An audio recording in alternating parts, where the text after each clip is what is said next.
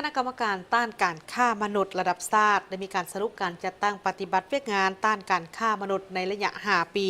2021 ถึง 2025 อันที่พ้นเด่นในปี 2025 เมนมีพวกนายหน้าและกลุ่มคนบดีได้มีการตัวยัวหลอกลวงเอาหญิงสาวลาวจำนวนหนึ่งไปมั่นหมายหรือแต่งดองกับคนต่างประเทศ โดยบ่ถูกต้องและเป็นการแต่งดองแบบแอบแฝงซึ่งเป็นการฆ่ามนุษย์ที่ถือว่ามีความผิดตามประมวลกฎหมายอาญามาตรา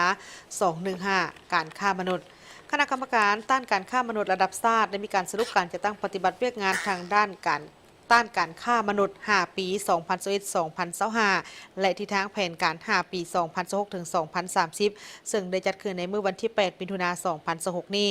โดยการเป็นเกียรติเป็นประธานของทานคำพันธ์พรหมทัศน์ของนายกรัฐมนตรีกระทรวงยุติธรรมประธานคณะกรรมการต้านการฆ่ามนุษย์ระดับชาติมีคณะกรรมการต้านการฆ่ามนุษย์ระดับชาติคณะกรรมการต้านการฆ่ามนุษย์แขวงนครหลวงและภาคส่วนที่เกี่ยวข้องเข้าร่วมท่านนางแก้วจันทวิไสรองรัฐมนตรีกระทรวงแรงงานและสวัสดิการสังคมรองประธานคณะกรรมการต้านการฆ่ามนุษย์ระดับชาติให้ฮู้ว่าสาธารณรัฐประชาธิปไตยประชาชนลาวเป็นประเทศหนึ่งที่ได้รับผลกระทบจากการฆ่ามนุษย์ในระยะ 5 ปีที่ผ่านมา 2021 ถึง 2025 ได้มีการพบเห็นการฆ่ามนุษย์หลายรูปแบบอันที่พ้นเด่นแม่นในปี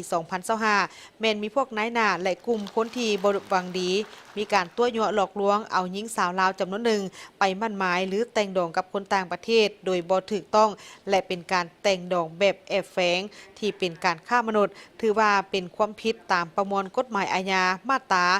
215 การฆ่ามนุษย์สวยไส้สื่อสังคมออนไลน์เสนอค่าดองสูงมีการบังคับปลอมแปลงเอกสารเพื่อ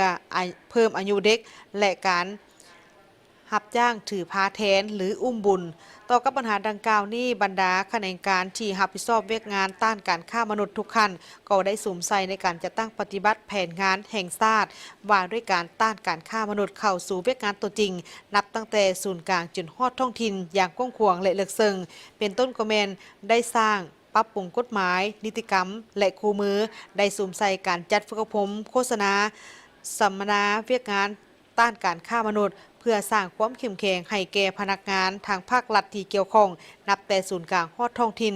นอกจากนั้นก็ยังได้โฆษณาด้วยหลายรูปแบบเช่นสปอตสั้นละครสั้นละครยาวข่าวการเคลื่อนไหวเวียกงานต้านการฆ่ามนุษย์รายงานความรู้ทางด้านกฎหมายวิทยุสาวหนุ่มยุคใหม่โทรภาพปกสวิทยุปกสวิทยุกองทัพปัตตาลาวและการกระจายเสียงผ่านโทรโข่งประจำบ้านนอกจากนี้ก็ยังได้มีการโฆษณาผ่านทางสื่อสังคมออนไลน์เป็นต้นก็แม่น Facebook YouTube TikTok เผยแพร่ในเว็บไซต์ในระยะ 5 ปีที่ผ่านมาได้รับแจ้งความและขึ้นบัญชีเป้าหมายโดยมีคดีทั้งหมดแม่น171เรื่องมีผู้ถูกหา379คนหญิง219คนในนี้เป็นชาวต่างประเทศ99คนสามารถช่วยเหลือผู้ถูกเคราะห์ร้ายได้ทั้งหมด379คนเป็นหญิง331คนจึงในนี้แม่นเป็นเด็กน้อยอายุต่ำกว่า18 ปีจำนวน256คน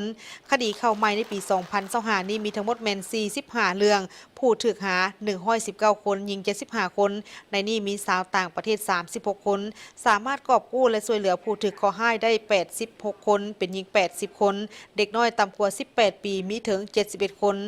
และพร้อมกันนั้นก็ยังได้ให้การช่วยเหลือกลุ่มเสี่ยงและผู้ถูกเคราะห์ร้ายเป็นต้นก็แม่นสถานที่พักเซาชั่วคราวอาหารเครื่องนุ่งห่มเครื่องใช้สอยอันจำเป็นและการปีนปัวทางด้านทางกายบำบัดฟื้นฟูทางด้านจิตใจ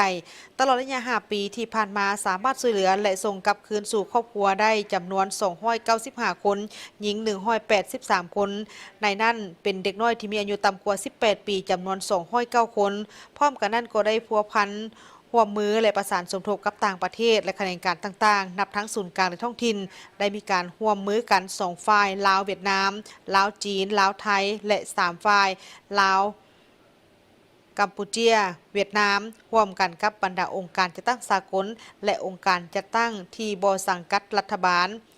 ในการจัดตั้งปฏิบัติบรรดาโครงการกิจกรรมตามบทบันทึกความเข้าใจที่ทั้งสองฝ่ายได้มีการลงนามร่วมกันได้สำเร็จผลเป็นอย่างดีกองประชุมได้มีการวาง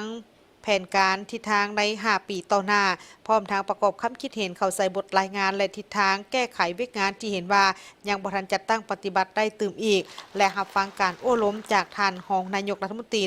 กระทรวงยุติธรรมประธานคณะกรรมการต้านการฆ่ามนุษย์ระดับชาติตื่มอีก